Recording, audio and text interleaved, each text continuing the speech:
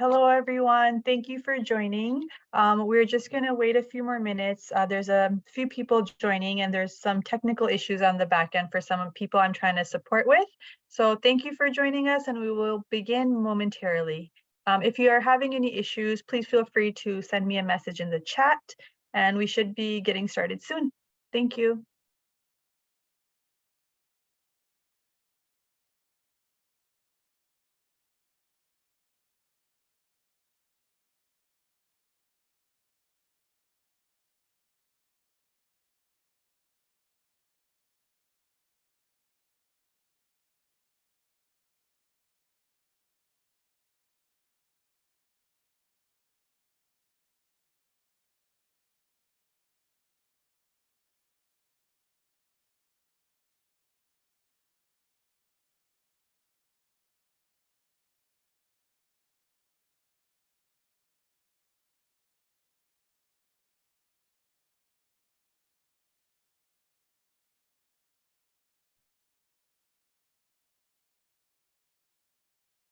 Hi, Glenn. How are Hi, you? I'm doing very well. How about you? I'm great. Thank you for joining us. I have set up everything ready to go. There's a couple of people just sending me emails having trouble joining, so I'm just doing some support for them. Is there Okay. anything I can help you set up before we start? I just want to make sure that I can share my screen. Um, Absolutely. and then I'll go off camera and mute once. So you've got the screen here. Yeah, it looks great. We could see everything. Okay, so that's fine. We're gonna be fine. I will Okay. I'll stop share and let you do what you got to do. We've still got 10 minutes. Yeah, So I'll be ready when you are. absolutely. And in terms of an intro, just a brief intro, and then I'll take it from there and I'll give some backstory and things like that. And just to be clear, we have 90 minutes, correct? From the Yes. Yep. Okay. And so we'll start in a bit. There's still some people joining. I'll do a brief intro, really short. I just do welcome, a little bit about our program and a land acknowledgement, and I turn it right over to you. So I don't want to take up any of your time because I know you Okay. have it timed. Just noticing my name is spelled incorrectly on this as well. Bill? Oh my goodness. Let me see if So I could edit that. I apologize for the back end. I did try to fix it. Let me see if I could take a look at that right now. Give me one moment. I think if I edit, yeah, I can edit my name. So I'll Okay, just perfect. Sorry about that. Thank no, no, you. no, it's all good. Thank you. We have to have the middle initial in there because there's a couple Glen Landrys that are MDs and PhDs, believe it or not. All right, so Okay, this should work. Oh, no, didn't let me change. I let don't me see if I understand. can do that for you. Oh, rename.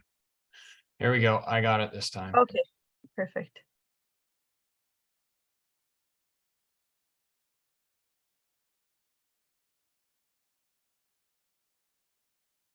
We're golden. All right, Great. so Thank you. I'll go off and I'll come Sure. on when you're ready. Okay, sounds great. Thank you, Glenn. Thank you. Bye.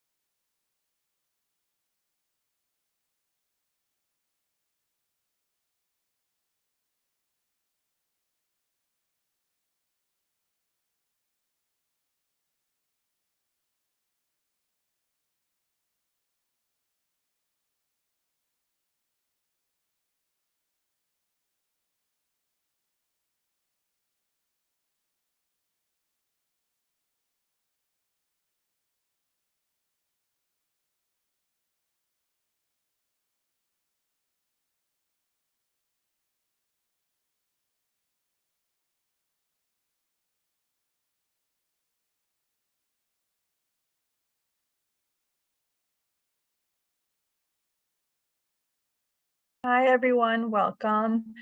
Just a couple more people coming in. I've just been helping. If you're having any technical issues, any connection issues, trouble hearing or seeing the screen, please go ahead and send me a chat message or email, whatever you prefer, and I will do my best to help you. I hope you're all able to see my screen right now with the Care for Caregivers slide, just a quick intro. And I believe there's just one person who needed some support, so I'm just going to help them and we should get started shortly.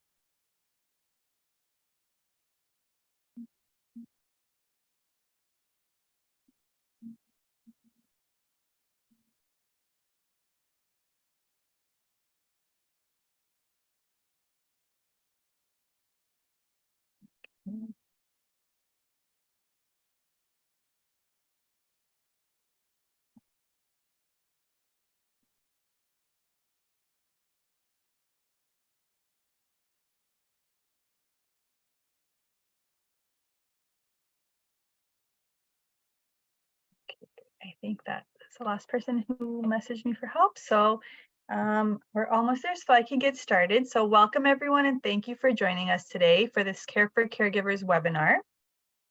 My name is Kavla Mahmood, and I'm supporting the Care for Caregivers initiative with Safe Care BC. If you're having, as I mentioned, any issues, please feel free to message me even throughout the presentation.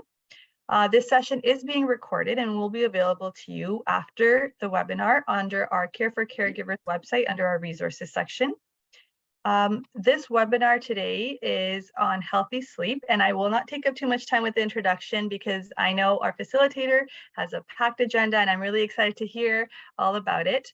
Just quickly before we begin, I wanted to let everyone know that Care for Caregivers is brought to you by Safe Care BC as well as CMHA BC with funding from the Ministry of Mental Health and Addictions. And although I know we're meeting today on a virtual platform, I wanted to take a moment to acknowledge the importance of the land which we all call home. I want to start by recognizing that we are gathered on the ancestral and unceded territories of the First Nations, Inuits, and Métis people across British Columbia. We thank them for being good caretakers of our land, and allowing us to be visitors on this shared territory to do good work. I would love to see where everyone else is from. So if you have a moment, enter in the chat where you're joining us from today. And without any further ado, just a quick introduction about our facilitator. So this is Dr. Glen Landry.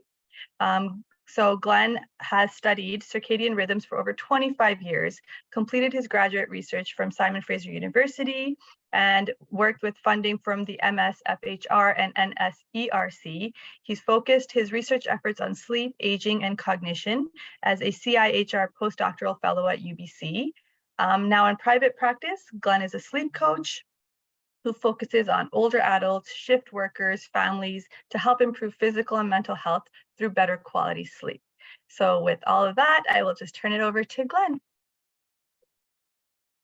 Thank you so much for the kind introduction, and thank you everyone for attending today. Can we see the screen now? Is that sharing properly? Awesome. Yeah. All right, so just a bit of an introduction in terms of what we'll be covering today. For today's session, we will be, as was mentioned, we've got a packed schedule. We're going to be spending the next 90 minutes really talking about three things that I want to hammer home. First, why sleep is so important, why it matters.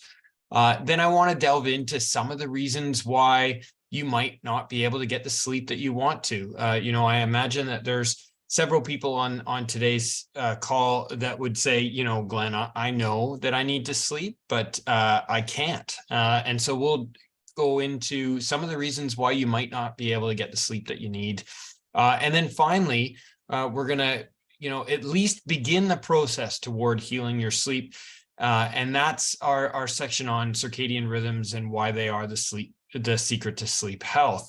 But before I get, into the next section, just by way of introduction, I want to explain that I came to this field honestly. As a teenager, I simply couldn't sleep. I was one of those individuals. My parents were dutiful parents. They wanted to be in bed for, say, 10:30. And I would go to bed, but I just couldn't fall asleep. And The truth is that over time, I learned that that was a sweet spot. The hours from 11 o'clock at night until 3 in the morning were a sweet spot for me. I could study, I could write papers. That was a time when I was alert and cognitively productive. And so over time, I learned to use that period of time. My parents were working professionals. They'd be in bed by 11 and they slept hard. So I knew that they wouldn't be up until 4 or 5. And so from 11 to 3, I really had the house to myself. I would study, do whatever needed to be done, and then it was sort of my time. It was kind of really my favorite time, and so I thought that was just who I was.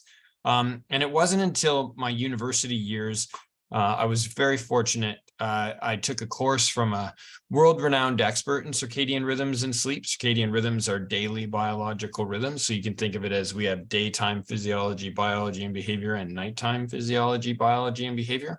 And they need to be kept separate in time because they're incompatible processes. And so Dr. Ralph Misselberger, I took this course and it changed everything for me. You can really say that joining his lab, after I took the course, I joined his lab. I did my bachelor's degree, my honors degree, master's, and my PhD in his lab. And that's, not common. Normally you would get more breadth of experience by working in different labs for your different degrees.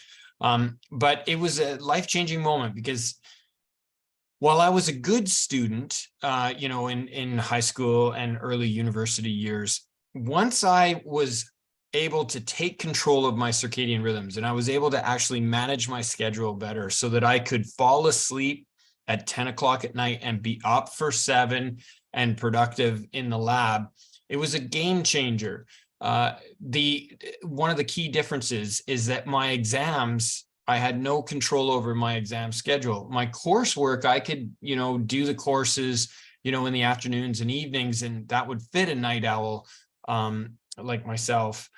But the exam schedule, I had no control over. And being up from 11 o'clock until, 3, 4 in the morning, it meant that 8:30 exams were not, a good time for me at all. And so that definitely in the early years hurt my performance. But once I joined Ralph's lab and learned how to take control of my schedule and be able to get the sleep I needed, I was so much more productive. I went from being, a pretty good student to being able to compete for national scholarships and win.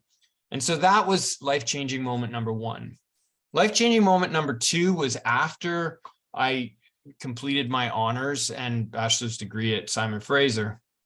We discovered that we have a family history of Alzheimer's, and my grandfather was late stage at this point. My grandmother had hidden it from our family for probably more than a decade.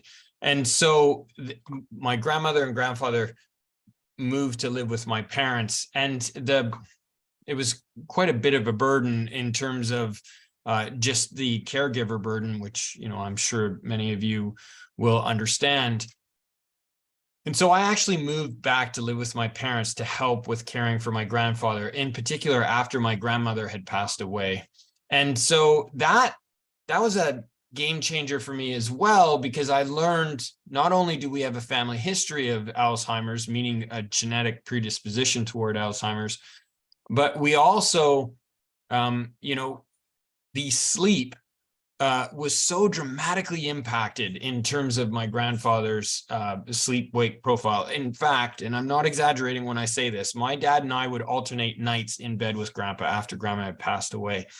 And, the pattern was very typically every hour, Grandpa would get up and he'd come around the bed. And as long as somebody was in bed with him, he would give us a kiss on the cheek, tuck us in, and then he'd get back in bed. And so as long as we were there, he wouldn't roam the house or leave the house. And that was a key, thing for us during those years, or not years, but during those months.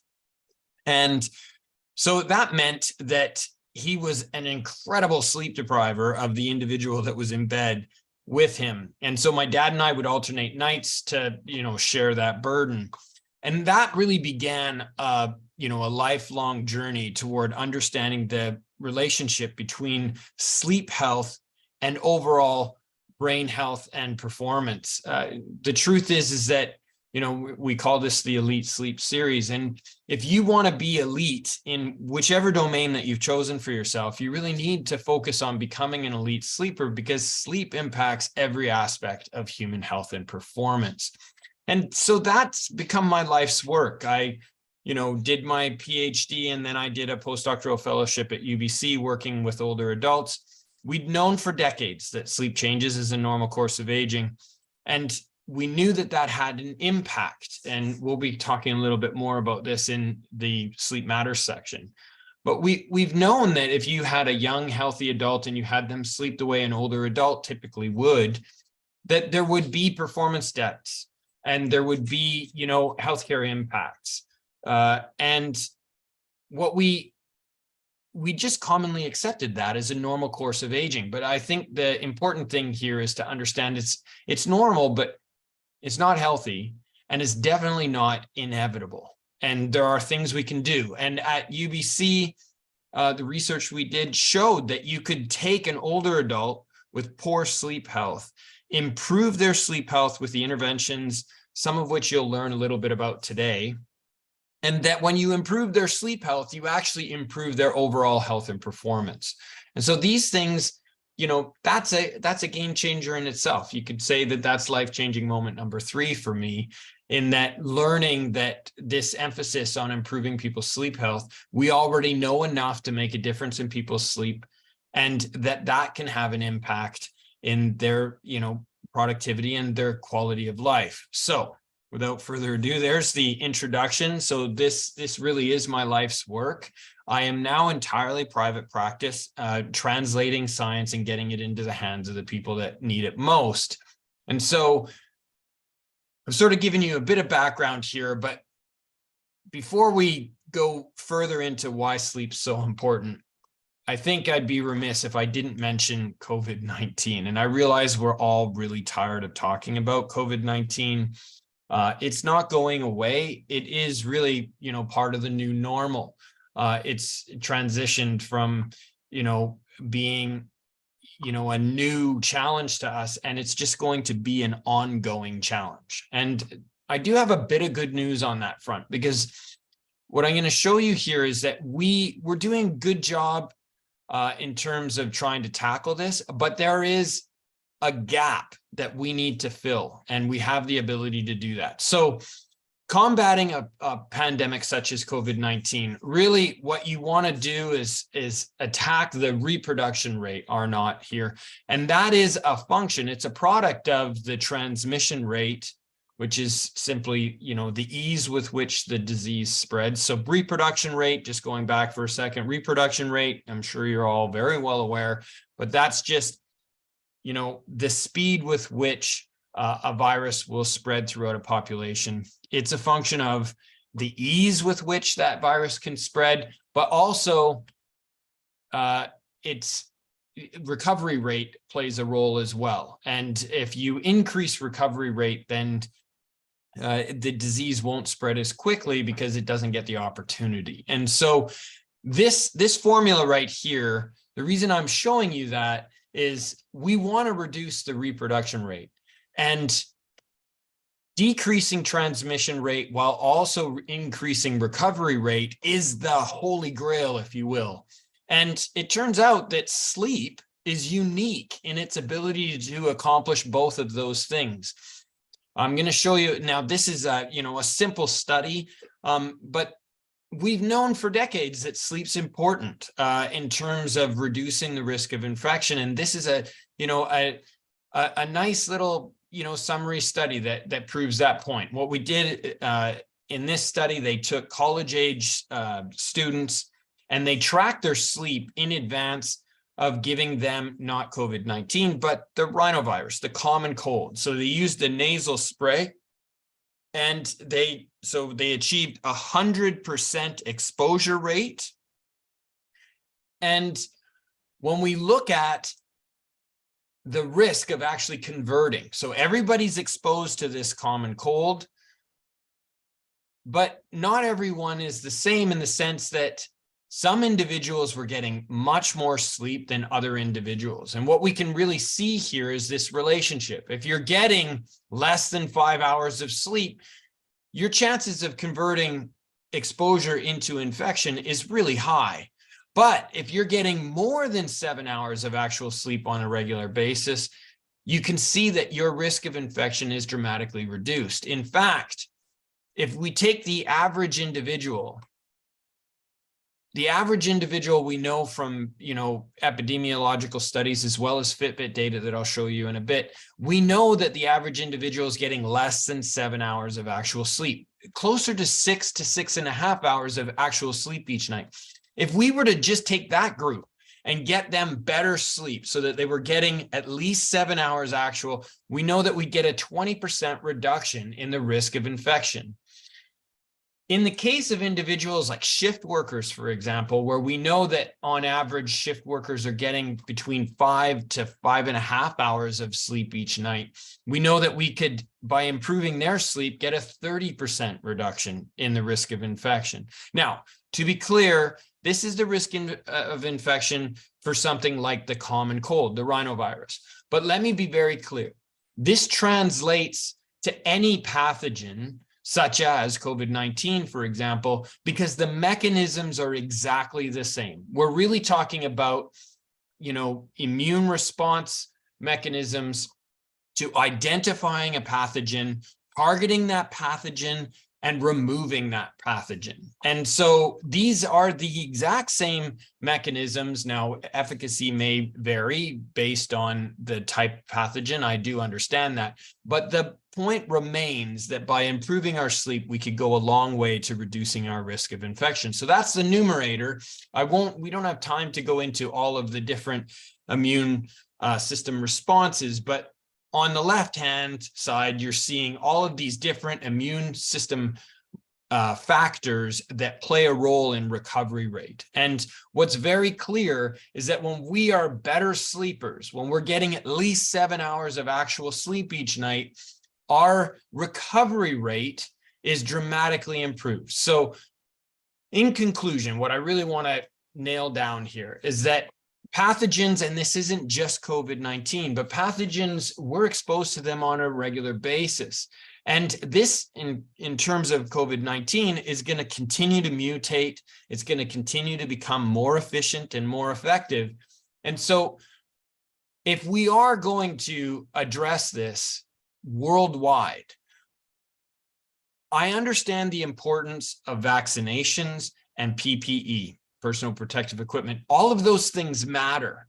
But the gap that I think we need to address is better sleep health, because that's a piece that is accessible to us that most people aren't getting the sleep we need. And there are things that we can do. As I mentioned in the introduction, we already know enough to improve people's sleep health now.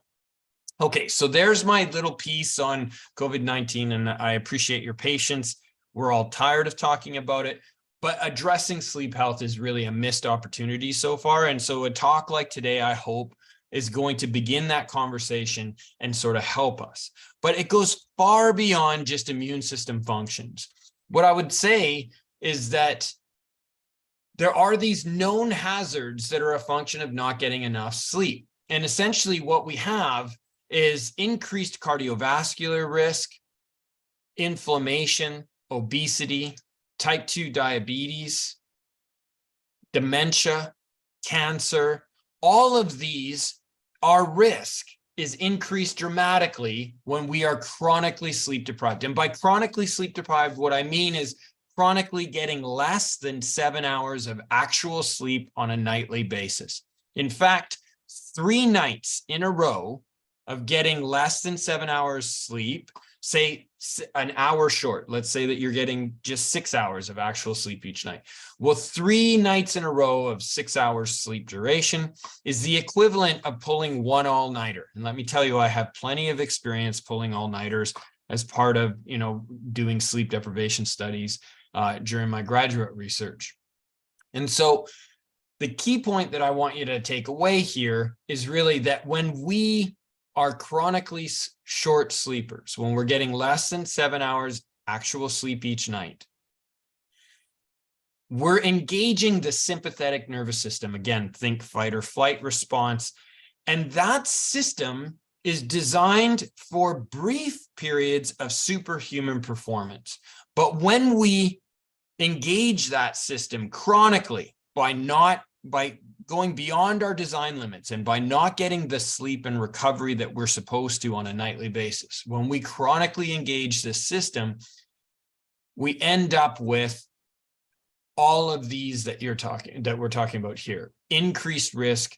Think of it really as accelerated aging. We're overdriving a system that's designed for brief periods of superhuman performance. We're driving that system chronically, and because of that, we are really borrowing from the health of our retirement years. So there is a price that's going to be paid, but for many of us, we think, the clients that I work with, when they come to me, they'll say, well, I function best on, 4 or 5 hours of sleep, and that my schedule really doesn't allow me to get more than that.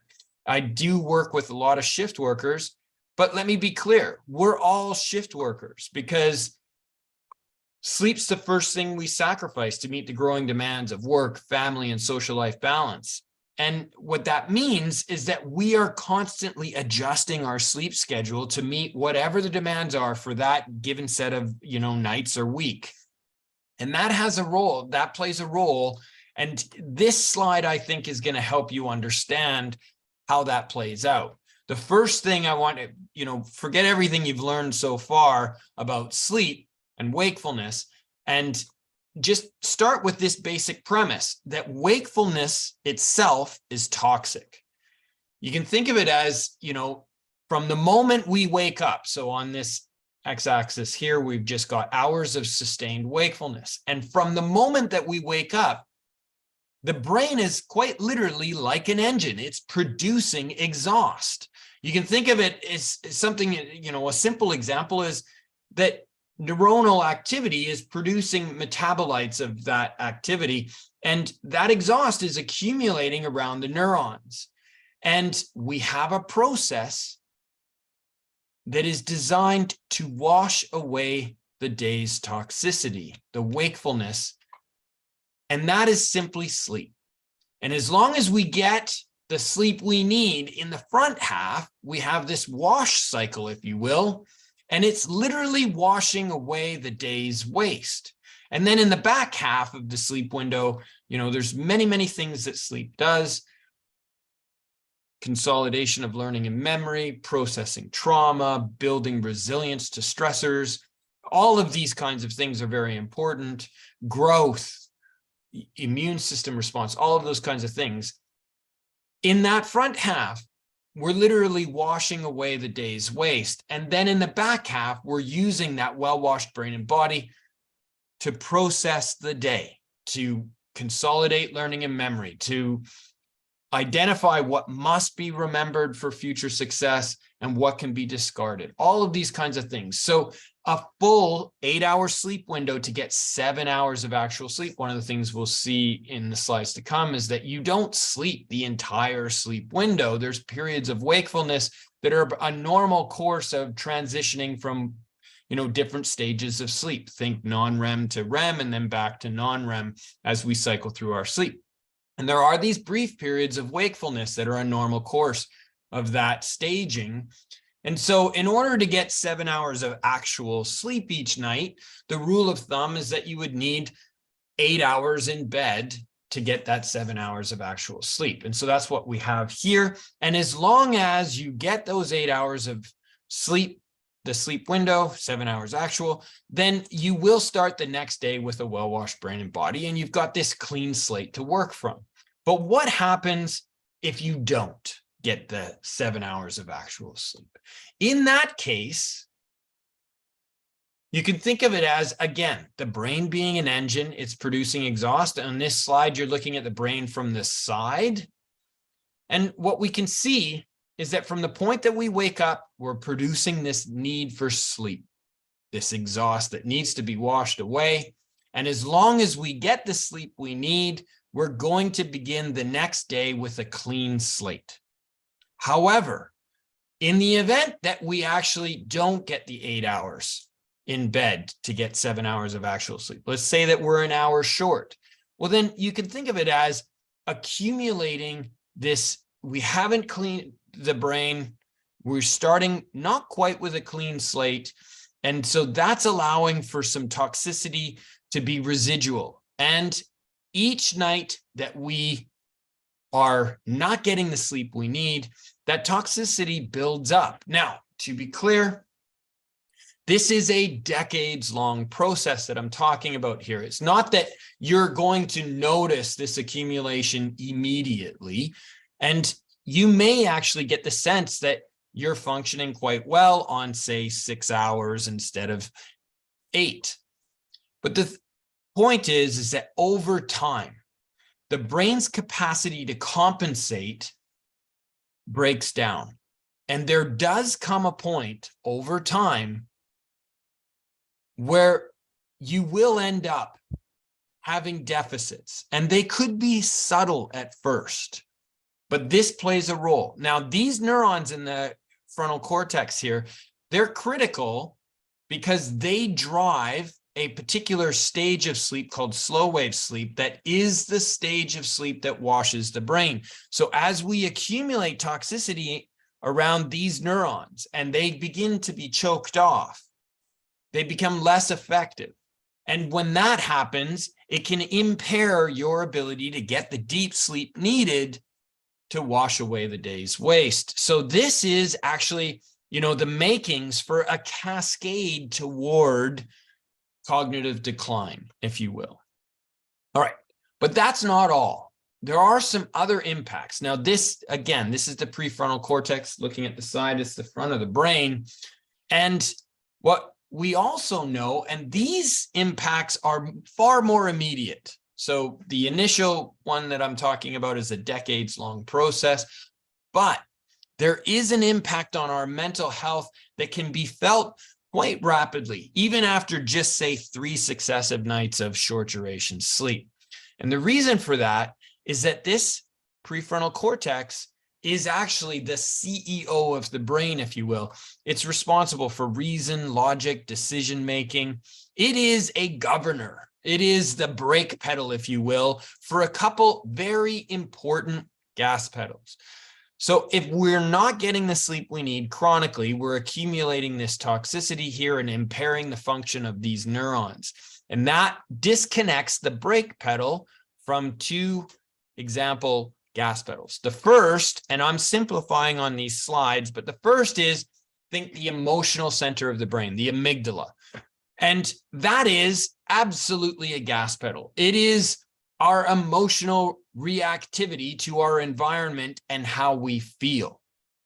And so that's a gas pedal. And when we are chronically sleep deprived, we actually become hyper reactive emotionally. Think difficulty controlling our emotions. Think anger management becomes a real challenge when we're sleep deprived. Now, to give you a quick example for the parents in this group, if you have young children, you've been through this. Say you're at the mall with young Jimmy, and Jimmy wants an ice cream, but for whatever reason, this isn't the right time or the lineup's too long, whatever it might be. We've got other things to do. And so we're going to have to say, sorry, Jimmy, no, we can't get the ice cream right now. And Jimmy pitches a fit.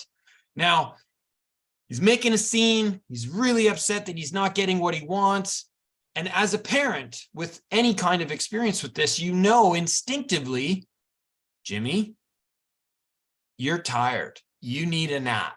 And what's interesting to me, and I've, been through this process with my own kids, what's interesting is that we know that our children need a nap, but for some reason, we lose that connection as adults. And it turns out that we absolutely can still benefit from an afternoon nap. Now, our schedules may not allow for that, but it just brings home the importance of actually getting the sleep we need.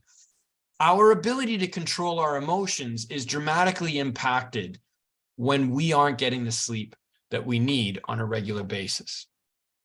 We become far more emotionally reactive to our environment. Now, there's another gas pedal, and that is our risk reward relationship. Our appetite for risk is dramatically impacted when we're sleep deprived. In fact, what happens, again, it's a gas pedal.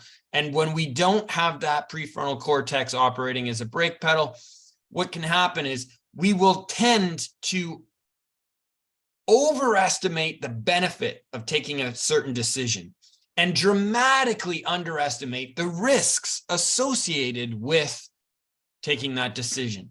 So our risk reward analysis is impaired. And we see this play out. We see this play out in, the real world on a regular basis. What I want you to take away from this slide is that when we are chronically short duration sleepers, when we're not getting 7 hours actual sleep each night, we aren't who we're trained to be. We aren't our best selves. And these changes are subtle enough that we actually don't notice it. We think that we're functioning well, when in fact there are objective, measurable impairments. So let's go through a couple of examples of how sleep deprivation can have a huge impact. So these are examples now of industrial accidents.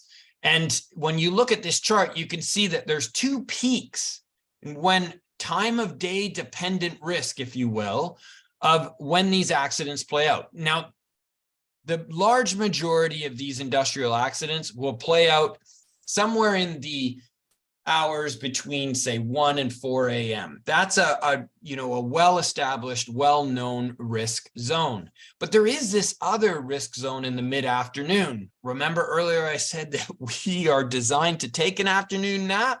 Well, that's why there is this spike in risk during this afternoon lull. It's a period when our brain is actually programmed to pay off some of our sleep debt and take a nap. So these two zones here are well-established risk zones.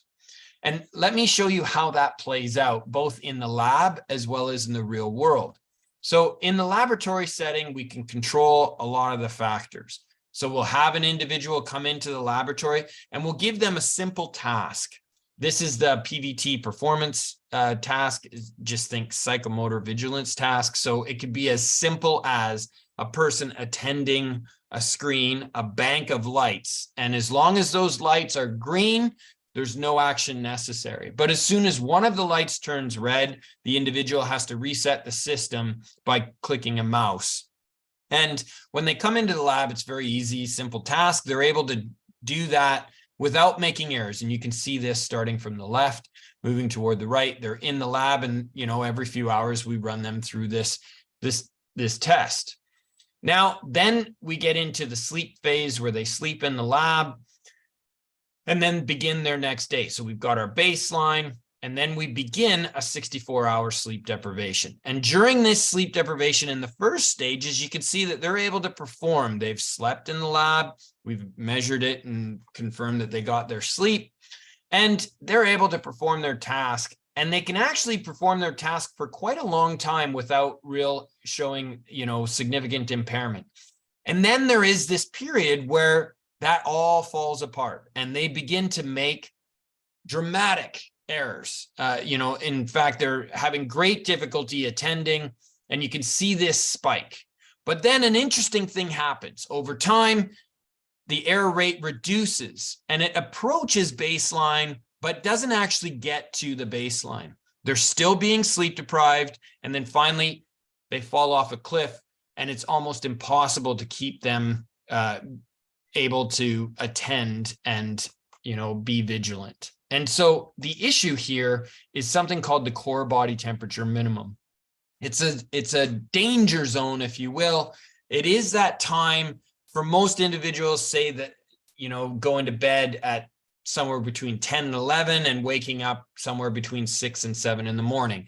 If that's the typical routine, then we can predict that the core body temperature minimum is going to be about 2 to 3 hours before their normal wake up time. So body temperature has a normal circadian rhythm to it. And when it reaches this body temperature minimum, the individual is at much greater risk of, making mistakes. And so we can see this play out in the laboratory, but also we see it in terms of their cognitive attention, but also their ability to perform other tasks. And so one of the things that, has been studied in the laboratory setting is a comparison of cognitive impairment versus alcohol consumption and the performance deficits that are associated with alcohol consumption. And it turns out, I mentioned earlier that we're programmed for a 16-hour waking day and then an 8-hour sleep window to get 7 hours of actual sleep. When we go beyond the 16 hours of sustained wakefulness, we have these impairments, and the impairments are the equivalent of drinking alcohol. And so if you go to 17, 18 hours of sustained wakefulness, the impairments that we'll see are the equivalent of a blood alcohol level of about 0.05. If you go beyond that into 19, 20 hours of sustained wakefulness, the blood alcohol equivalent impairment is more like 0.08, the legal limit here in Canada. If you go beyond 21 hours of sustained wakefulness, the blood alcohol equivalent impairment for these tasks is the same as a 0.10 sloppy drunk individual. So there are these things that we know, there are risk zones, but there's also this chronic level of risk if we're not getting the sleep that we need in terms of impairment. And we see it actually play out in the real world when we control for all other factors. We can see that there is this dramatic spike in risk of, say, a single vehicle accident. And that is associated with the core body temperature minimum, the period of time when a person is programmed for what's called REM sleep, rapid eye movement sleep, dream state of sleep. And the individual is at much greater risk of a sleep intrusion or falling asleep involuntarily. But again, just like we showed earlier, we can see that there is another spike in the mid-afternoon. So these are risk zones that are very predictable, and we see them play out routinely. So there's one example of impairment associated with not getting the sleep we need. We talked about situational awareness and vigilance. Well, here's an example. This is 3 Mile Island, and after a thorough review, and this matters in the healthcare professional because, for healthcare professionals, we have standard operating procedures. You can think of it as, if someone presents with A, B, or C, then we know that the treatment protocol will be, D, E, and F, for example.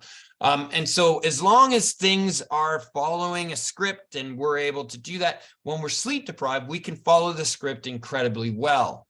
But the 3 Mile accident, nuclear accident, shows us exactly what can happen when a sleep-deprived individual is encountering something, an event that goes outside the script. So in this one, the reactor began overheating. And so their procedures, they identified correctly that the reactor was overheating, and they initiate cooling protocols and open a valve to cool the reactor. But when they weren't getting the result that they were supposed to, and the reactor continued to overheat, there was a failure, a situational awareness failure, where the individual wasn't able, and actually just not one single individual, but several individuals on shift, the night shift, after being up for a long period of time, they failed to recognize that that valve was stuck. And so they ticked it off as, we've done this procedure and it's not working. And so they missed the opportunity. They missed a window when they could have actually averted this disaster by identifying the step valve and, addressing it and correcting it before the reactor overheated. This is a classic example where, when creative thinking is required, when you have to think outside the box, or when you have to go beyond the SOPs, this is where we have difficulty when we're sleep deprived.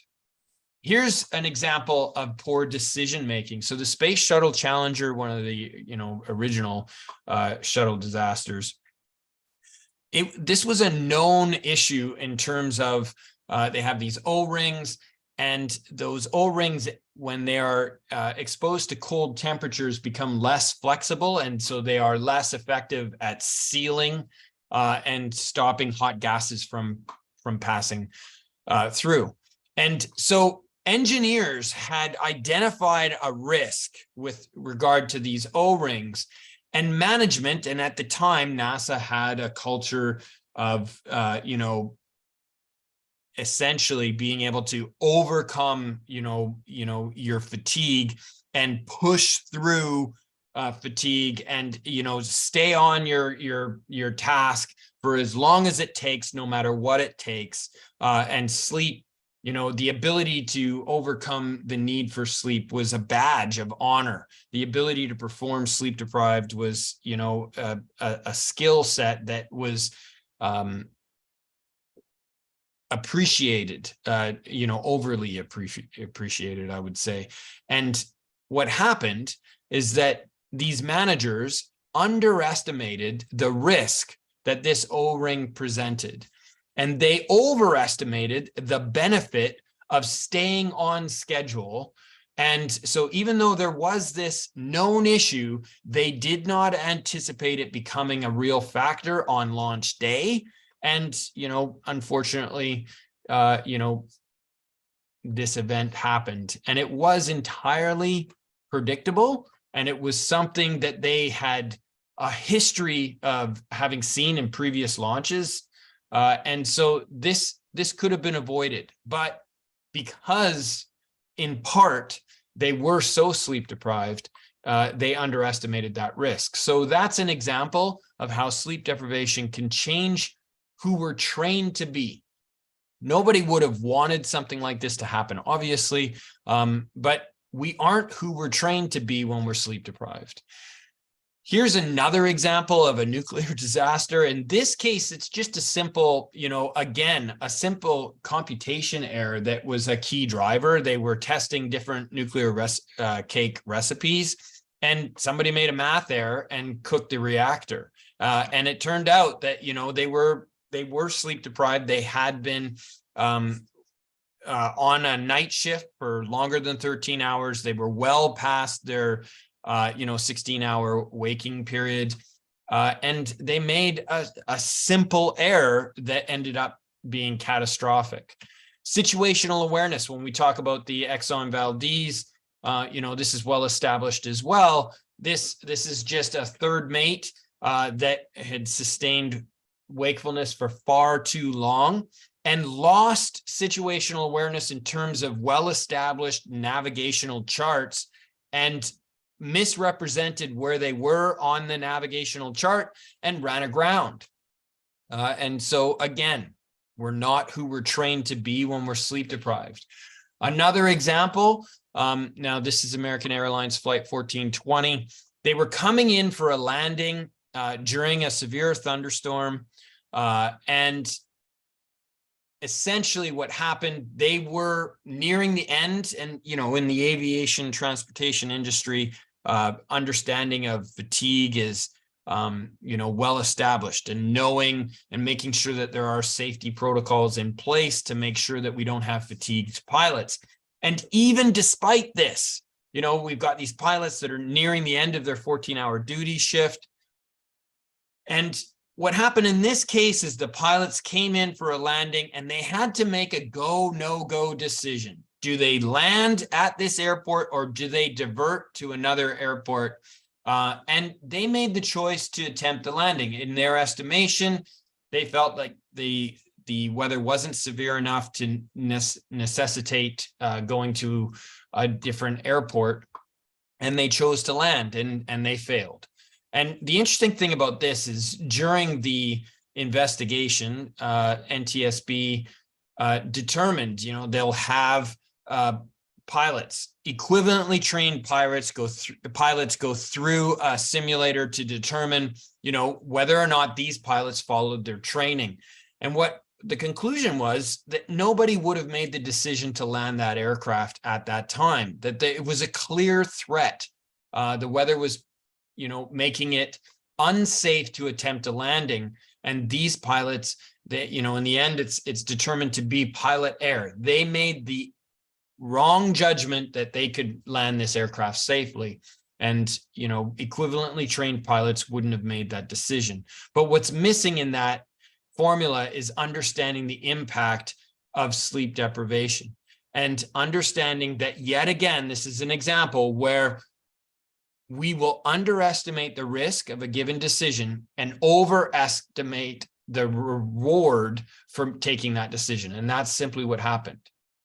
And then finally, just looking at a couple of train incidents. Trains are heavy vehicles. It takes a long time to slow them down. And this is an example where a train engineer fell asleep.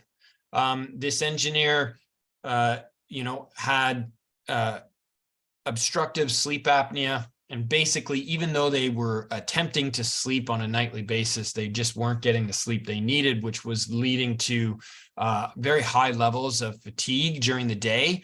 And, mid-afternoon, there's this lull. Individual falls asleep briefly, a micro sleep, but in this case, a very poorly timed accident in that they fell asleep at just the wrong time and missed the signal to begin slowing the train well in advance of a turn. And by the time they realized the error, there was nothing they could do. In this train incident, it's another, example of a crew that fell asleep. The engineers fell asleep and they drove their freight train onto a track and crashed into a via passenger train in Hinton, Alberta. And this, the Transportation Safety Bureau investigators, determined that the CN crew had fallen asleep, or at least suspected that they had fallen asleep and missed the signals. And this was a game changer in terms of transportation safety and addressing fatigue in the workplace. And one of the things that comes out of this is that critical factors behind any of these incidents is that shift length plays a role. Again, think sustaining wakefulness beyond 16 hours is problematic. And if we go long enough, it's involuntary. We will fall asleep and there will be sleep intrusions, and that plays a huge role in, not being able to sustain situational awareness. Now, this happens in the medical profession as well. And a key factor here is time of day, understanding those two risk zones that we talked about, the mid-afternoon lull, the time when we're reaching for stimulants like coffee or nicotine in the mid-afternoon, somewhere between 1 o'clock and 4 o'clock in the afternoon, sort of where we're about to go right now. This talk is being recorded at 1 o'clock in the afternoon Pacific time. And this is a period where you'll begin to have that lull for many of us. And so that's a risk zone. And then the second, far more intense risk zone is, at night between, let's say, somewhere between 2 in the morning and 6 in the morning. It'll vary depending on the individual sleep-wake schedule, but that is a typical zone where there's dramatic risk of falling asleep, sleep intrusions, or cognitive errors or decision-making errors, things like that.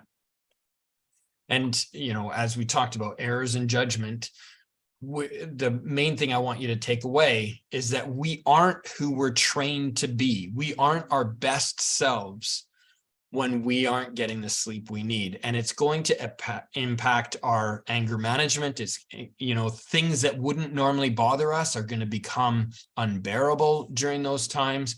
And our ability to make good decisions based on our training is impaired. We're going to overestimate the benefits and underestimate the costs when we're sleep deprived. All right, so I think I've hammered essentially why sleep is so important. The net takeaway there is that we aren't who we are trained to be when we're sleep deprived. And if we're not elite, if we want to be elite in whichever domain we've chosen, we need to first become elite sleepers. So, as I mentioned in the introduction, many of you coming to this, you're probably saying at this point, Glenn, you're preaching to the choir. We know sleep's important. We've known it forever. It's just that we can't get it. And so let's really look into what's driving that. And I mentioned earlier the importance of, objective measurement. I was talking earlier about, we need to get an 8-hour sleep window to get 7 hours of actual sleep to get us through the sleep staging. But let me be clear, and sort of touched on this with obstructive sleep apnea. An individual, it goes beyond just how many hours you spend in bed trying to sleep. The actual sleep architecture matters.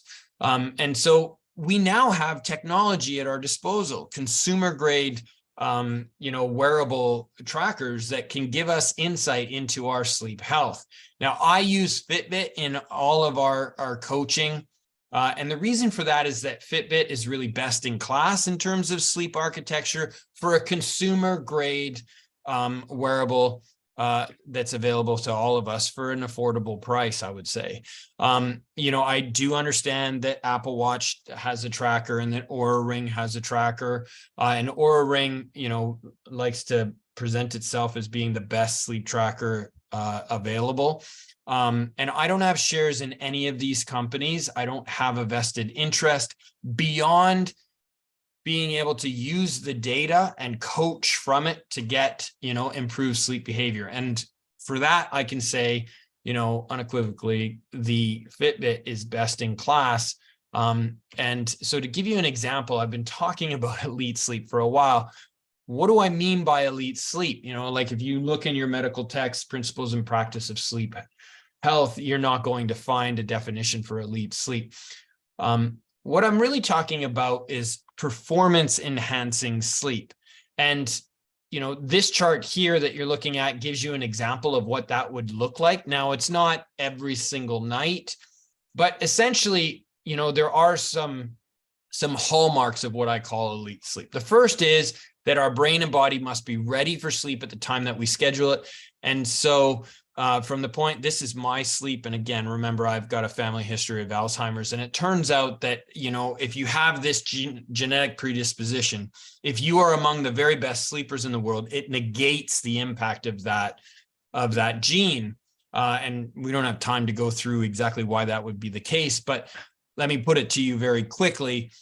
This gene means that I'm producing more exhaust. And so if I'm a better sleeper, I'm washing away that exhaust, even though there's more of it.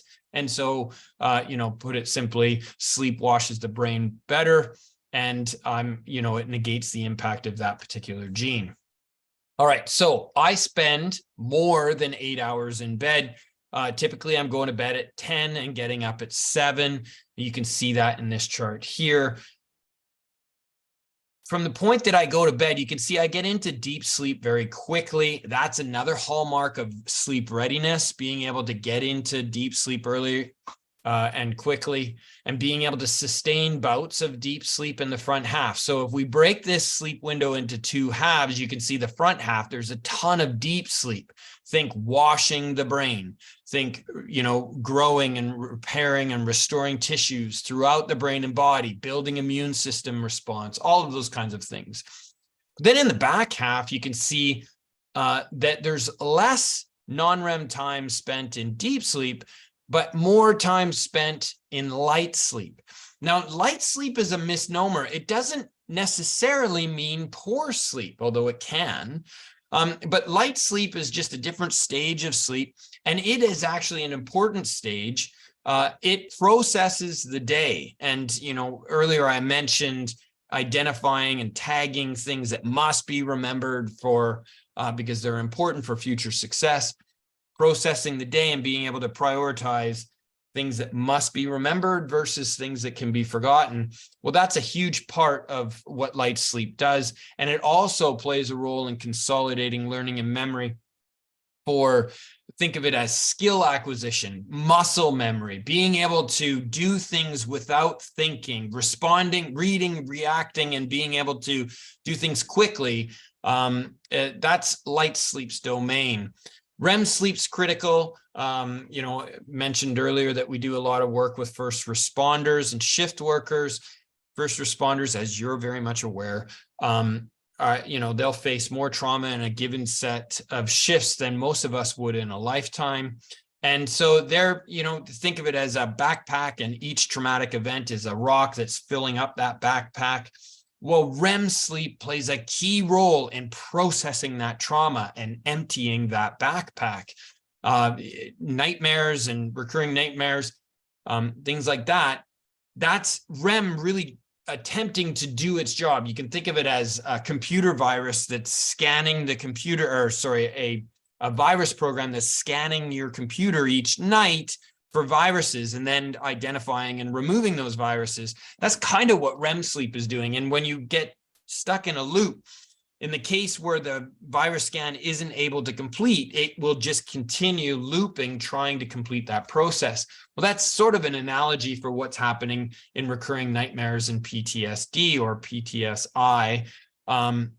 It's really trying to process the trauma, but getting stuck and not being able to remove the negative emotional tag that's associated with that traumatic event. That's part of what REM is really trying to achieve, is remove the negative emotional tag associated with a new learning event so that you can process that event, learn from the event, and when things trigger that learning response, you don't have the sympathetic nervous system overdrive associated with it. So again, a lot to cover, but REM sleep is really important. And so what you want overall for elite sleep is to be able to get this natural staging of sleep architecture, cycling from non-REM sleep to REM sleep every 90 minutes, roughly, you see, and back into non-REM.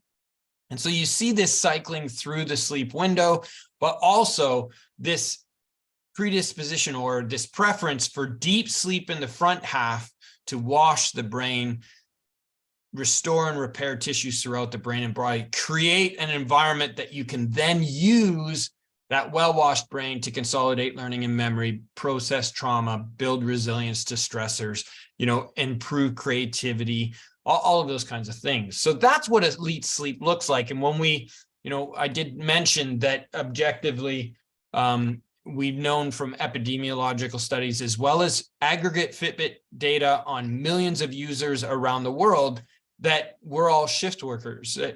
When we look at this aggregate data, you can see, using round numbers, the average individual going to bed around 11:30 and getting up around 7:30, if I use round numbers here. Well, that's an 8-hour sleep window. So you would expect, I've been saying all along, 8-hour sleep window to get 7 hours of actual sleep. But something's wrong. And we can see it here, that the average individual is following the program, and yet they're not getting 7 hours of actual sleep. They're getting more like just over 6.5 hours of actual sleep. And a key driver to that is, again, this idea that we're all shift workers, that we are changing our sleep schedule to meet the demands of that week. And this constantly shifting of the sleep schedule is impairing our sleep readiness. In the earlier slide, I talked about, elite sleep being ready for sleep at the time that we've scheduled it and being able to get into deep sleep.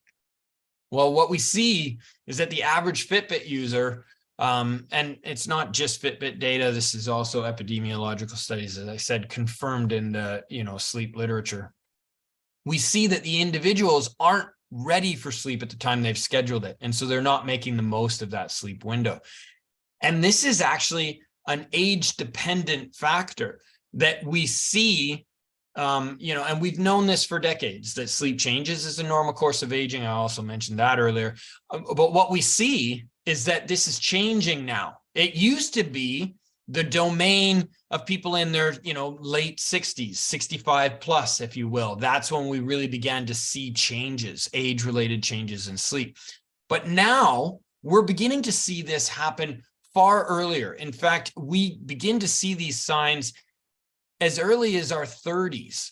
And so this is something that's changed over the last couple decades, that our sleep readiness and our ability to get the sleep that we need has changed, and that we're struggling much earlier in our lifespan.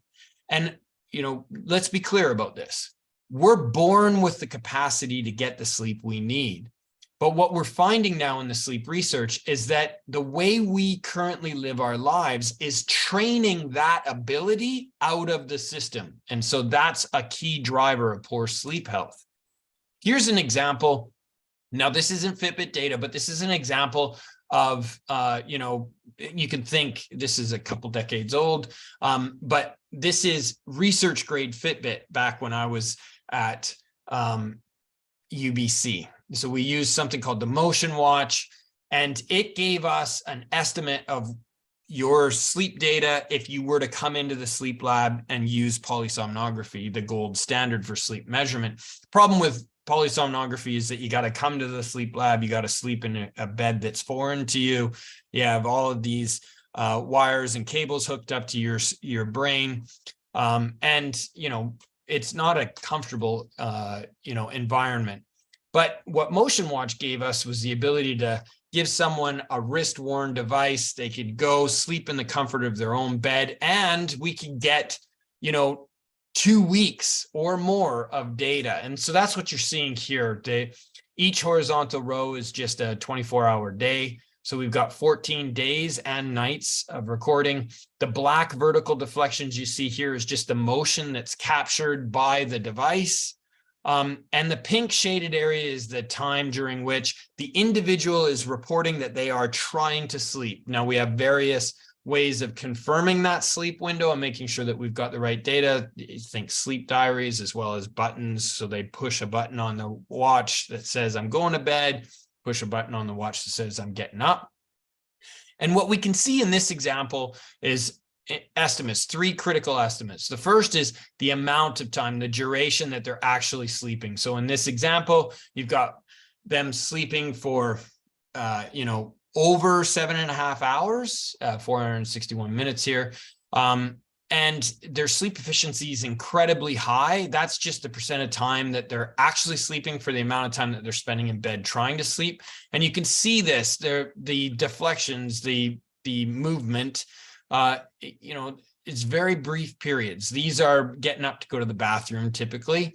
And so the person's able to get sleep pretty much the whole night that they're in bed trying to sleep. And that explains why they're getting, such a good sleep duration. So the other marker here is fragmentation, and that's simply, think of that as the frequency of sleep disruption. There's very little disruption here. Anything less than a 20 on this index is really good. So this person's, got great sleep.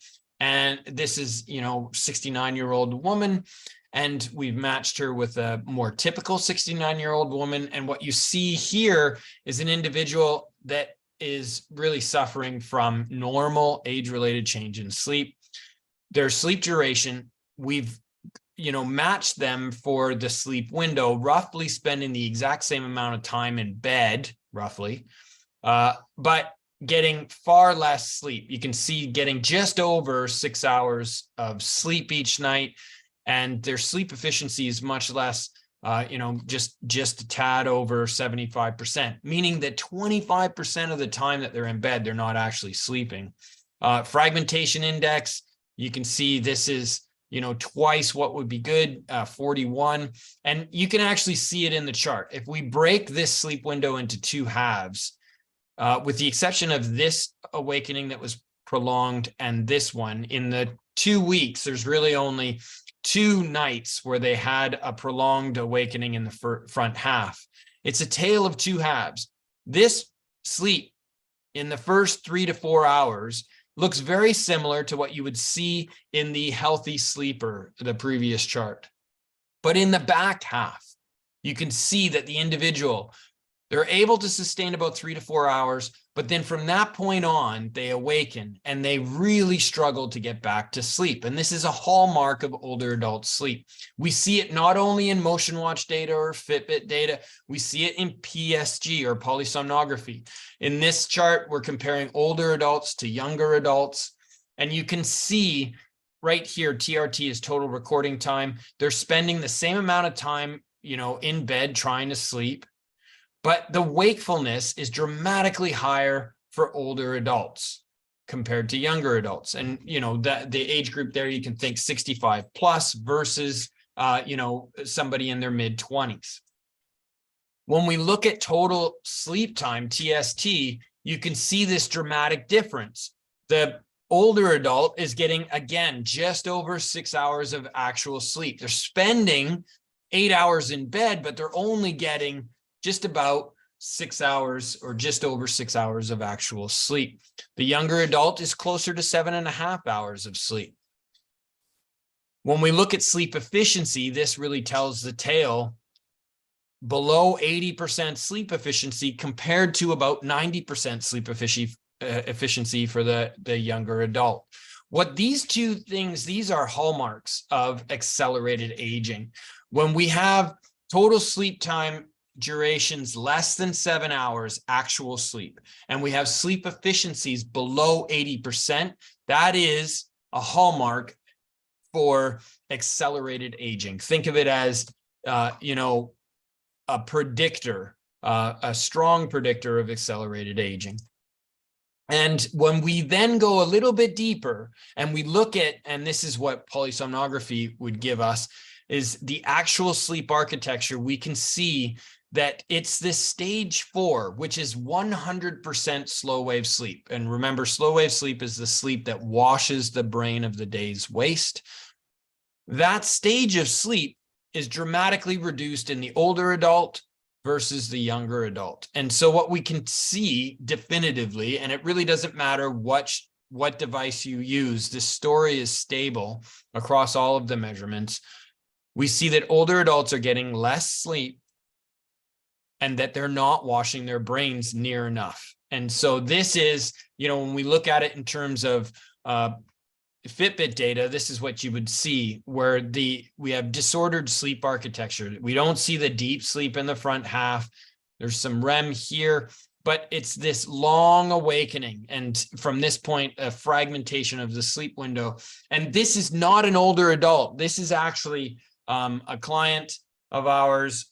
This individual is, you know, 40 years old and already showing signs of inability to sustain sleep through the whole night. And when we look at the sleep architecture, we can see that, you know, it's poor circadian regulation and disordered sleep architecture or disordered sleep staging.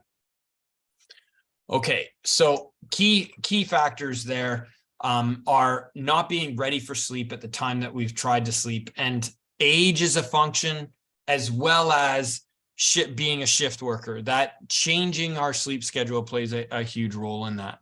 All right, so now let's move on and look at you know, different impacts, drugs and such. And this is the importance of sleep architecture again, and why I use Fitbit, because it provides us a better estimate, really best in class, for what the sleep architecture would look like for known drugs. If you were to look at polysomnography, the Fitbit provides us with reasonable estimates so that we can do the coaching. Here's an example of, you know, an individual coming to us, not a great sleeper, and has been prescribed sleep aids as well as CBD to aid in getting the sleep.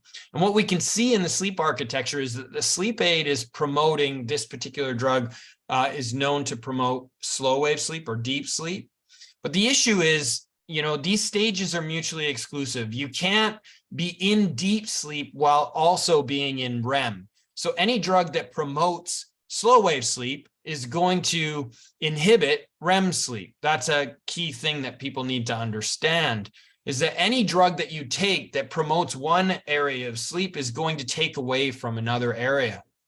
And when you combine drugs, there's a synergistic impact. So the CBD is a potent REM inhibitor. So what we have is a plus or a promotion of slow wave sleep in addition to inhibition of REM. And so that's why we see very little REM sleep here.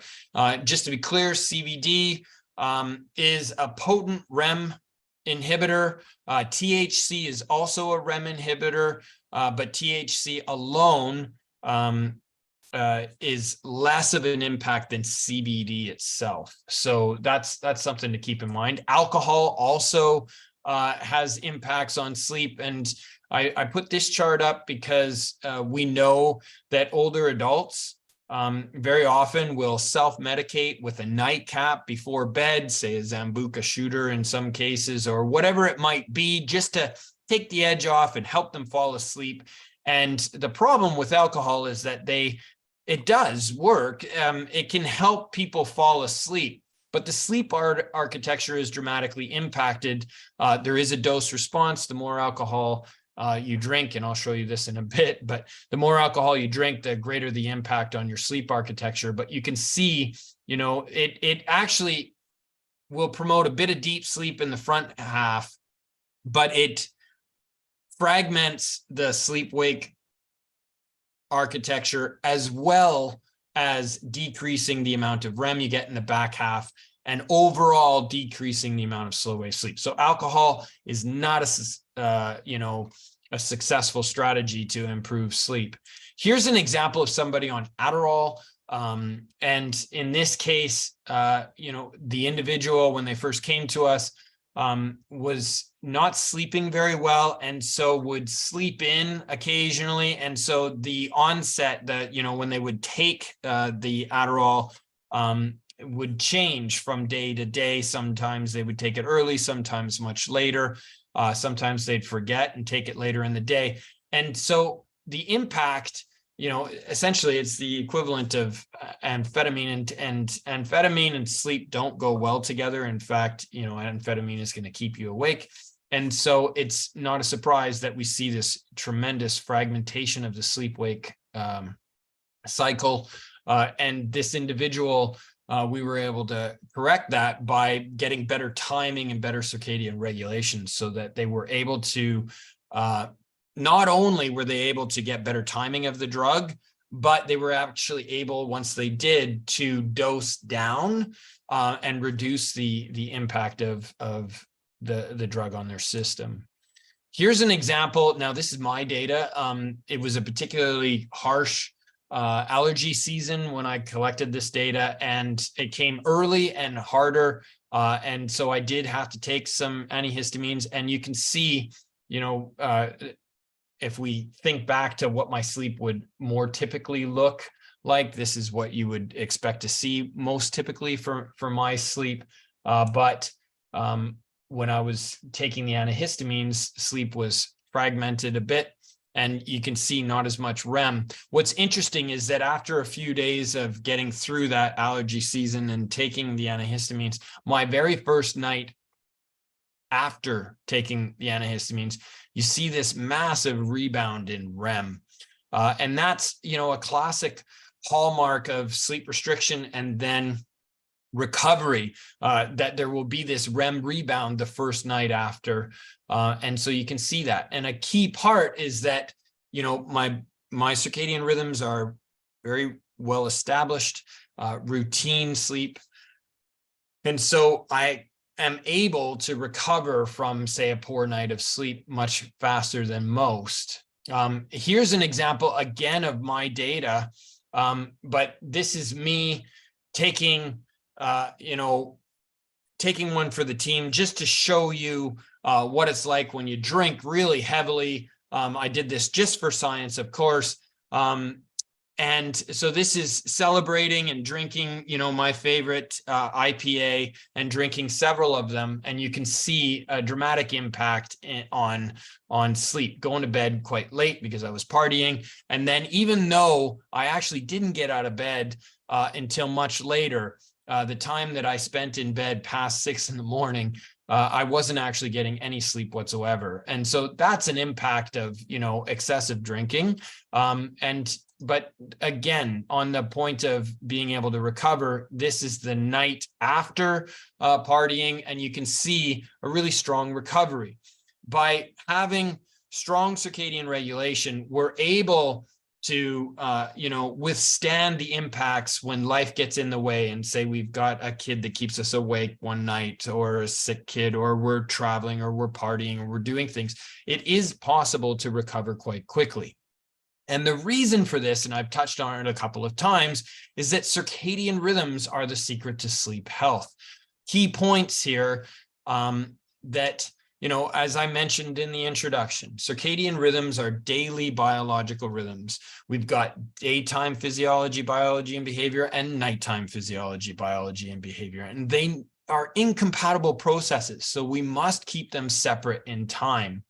And so now the crux of this, we're only beginning our journey with today's talk. We've had a very brief talk about this, but the intent here is to provide you with a recipe and begin you on your journey toward improved sleep health.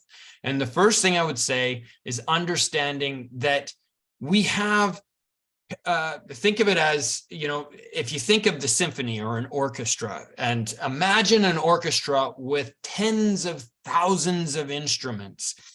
We have clocks throughout our brain and body. Each individual skin cell actually has a clock that tells time.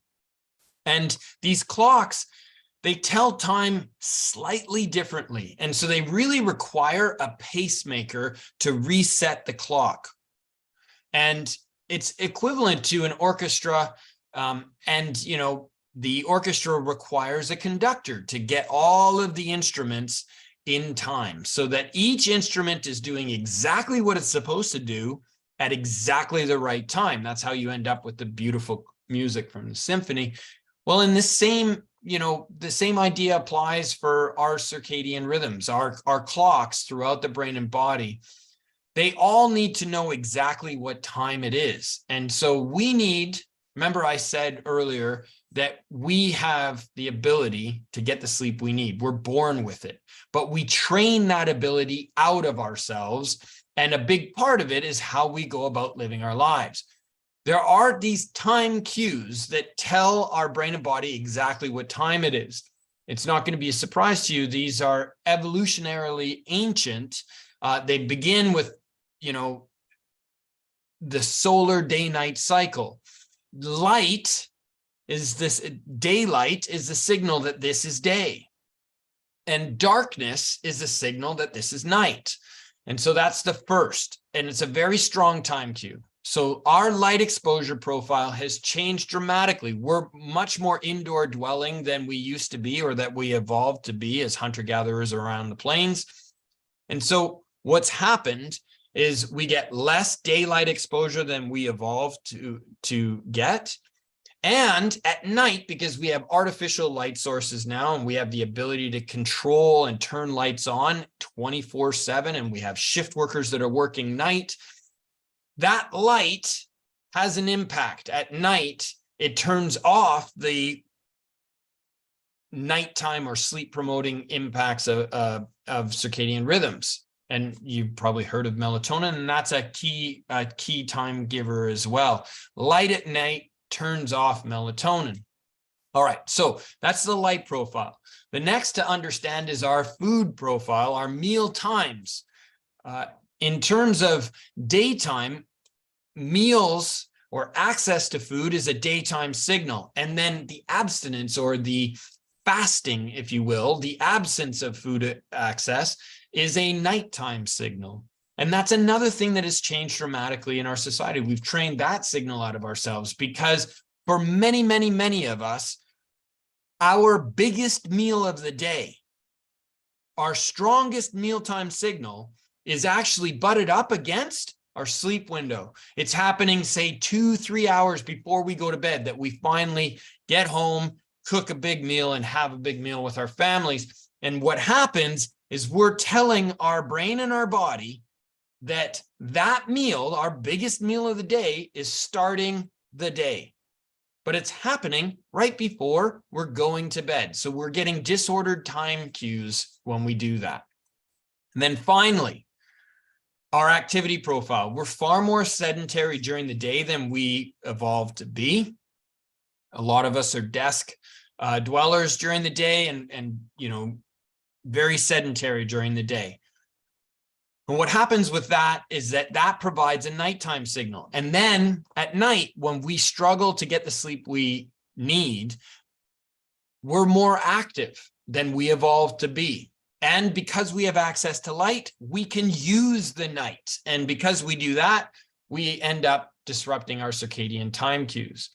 The important thing here is not only to tell our clock what time it is, to coordinate time cues appropriately, but to be very consistent. And then finally, naps are something that, European siesta cultures have that correct. In North American culture, we frown upon daytime naps, but really we evolved to have them and we really should use them. All right, so here is the recipe. If you're looking for that final piece to really bring it all together, this is the recipe.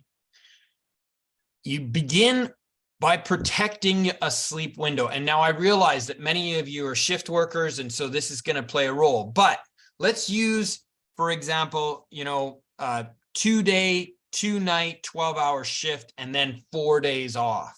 If you think of that shift system, and that's just one example, but if you think of that shift system, the 4 days off, as well as the first 2-day shifts, 6 out of the 8-day rotation, 6 of those days, you could follow this program where you have built a sleep window and then protect it by what you do during the day. So providing very strong signaling that this is day by getting as much UV protected sunlight exposure as you can possibly get.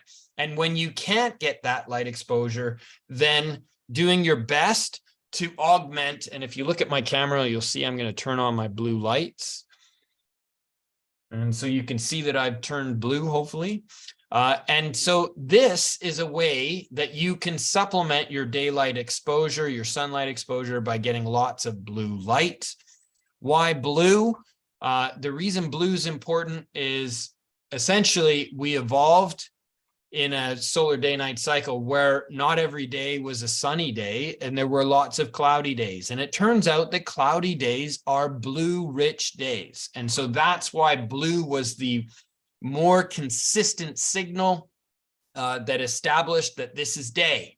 So blue light is key. And you want a 12-hour, the ideal is to get 12 hours of light exposure. And so you won't be able to get a full 12, but what you really want to do is begin the day with light, have a middle day of light, and then end the day. And so that will replicate this full spectrum.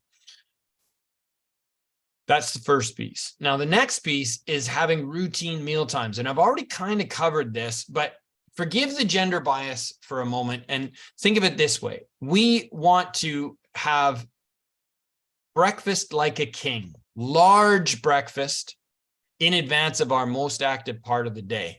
It's a use the fuel you eat model. And so you want, in advance of the daytime activity, you want to have your biggest meal of the day. You want to have lunch like a prince and dinner like a pauper. So big, medium, small is essentially what you should be doing in terms of the meal times. And most of us have it backwards at best, where many of us will skip breakfast, have a lunch on the go, depending on our schedule. We'll sort of just eat whenever we can. But dinner, by the time we've ended our day, we're starving, and dinner is our biggest meal of the day. And the problem is that biggest meal of the day is where the clock starts and says, okay, this is the beginning of day. And if that's happening too close to your bedtime, you've got day contaminating your nighttime sleep window. And that's the issue that many of us have. And you can think of, acid reflux. It's a key factor, having these big, large meals and then going to bed while we're trying to digest that food. And so that's a problem. So there's the other piece of this recipe. And then finally, again, with the use the food you eat, we want to make sure that we're active after our meal times, that we're using that fuel. And so the signals are light, meals, and activity during the day. And then for our nighttime signal, We want to preserve the melatonin rise that naturally rises a couple of hours before bed. So we want to avoid light. Now look at my camera again and notice. So right now I'm being bathed in blue light, and these orange goggles, and it's just, there's nothing fancy about these. They're just orange tinted lenses. But when I put them over the camera, you can see it subtracts the blue light. And that is what I mean when I say blue blocking. You want to blue block a couple of hours before bed so that your natural processes can begin preparing the brain and body for sleep in those 2 hours before bedtime that'll allow you to get the sleep that you need. So there, right on this slide, is the recipe. And with that, I know that we're a little long on time here, and I want to make sure that we give as much time as possible for questions. So I'm going to turn it over now for questions. Perfect. So I have a couple questions lined up and I'll just read them to you. The first is, does CBN have a similar impact on REM sleep? And do you have any recommended sleep aids that improve REM sleep? Yeah, this is an awesome question. All right, so I'm going to answer the question this way, and I'm going to take you back to this slide. Here's the target, right? We want to be able to we want our brain and body to be ready for sleep at the time we've scheduled it. We want to be able to fall asleep quickly and easily. Front half, a lot of deep sleep. And then in the back half, we want to have progressively longer and longer bouts of REM, alternating with greater and greater bouts of light sleep. So there's the recipe. Now, I get these questions all the time. One of the questions I'll get is, well, if melatonin is so important because it prepares the brain and body for sleep, and it also plays a role in fighting cancer during our sleep, if that's so important, why shouldn't we take melatonin? Or if deep sleep is so important, why don't we take some drugs that will promote deep sleep? And this question earlier that you just raised, if CBN can be helpful for sleep architecture and things like that, why wouldn't we take it to promote, say, REM sleep? Again, remember Alzheimer's disease.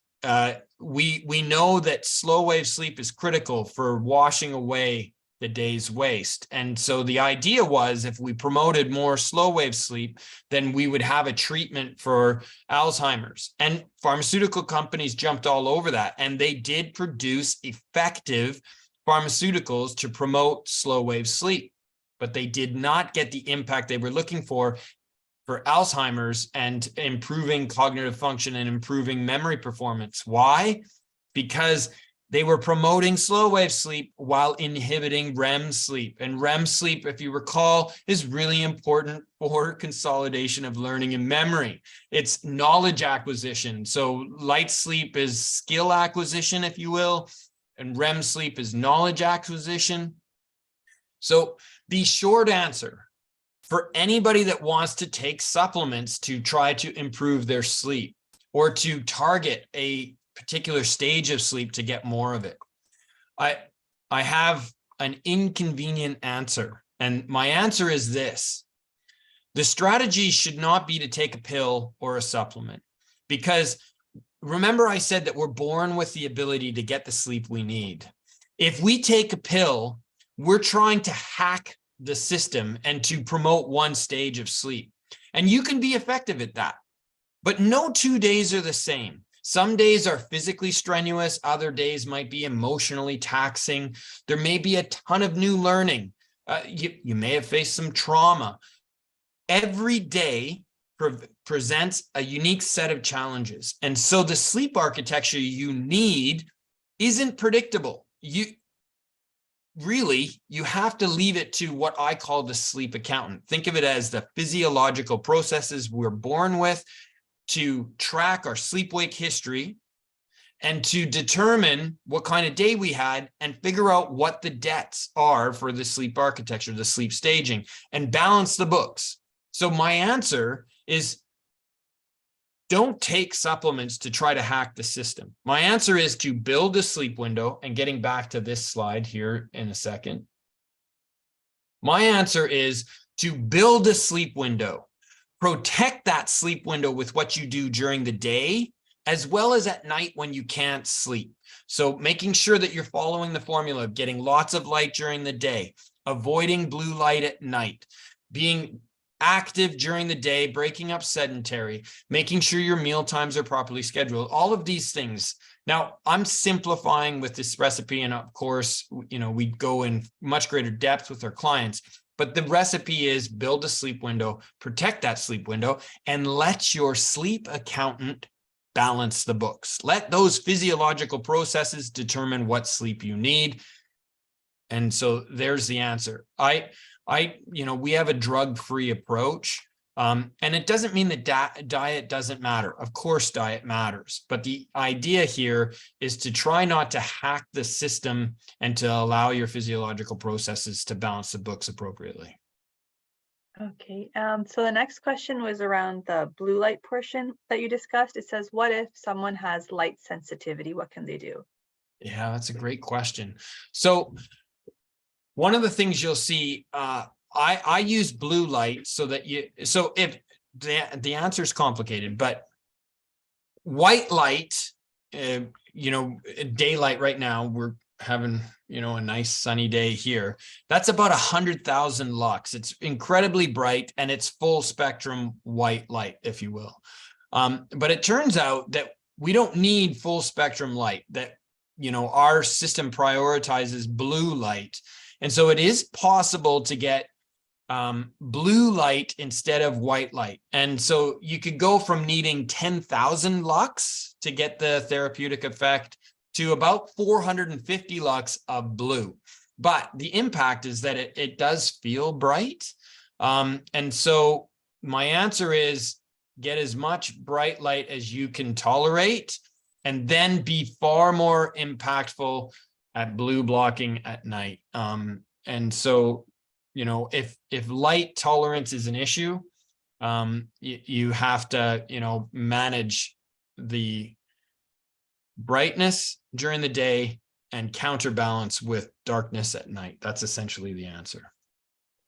Thank you. And just one last question. I want to be mindful of everyone's time. It says, what if someone can't get to sleep and then can't stay asleep because nightmares that interrupt sleep? Oh, it's okay. So now there could be a lot of factors, and we're all about team-based care, and we do work with, now this may not be what the questioner is driving at, but an extreme would be an example of somebody that's faced a lot of trauma and is dealing with post-traumatic stress injury.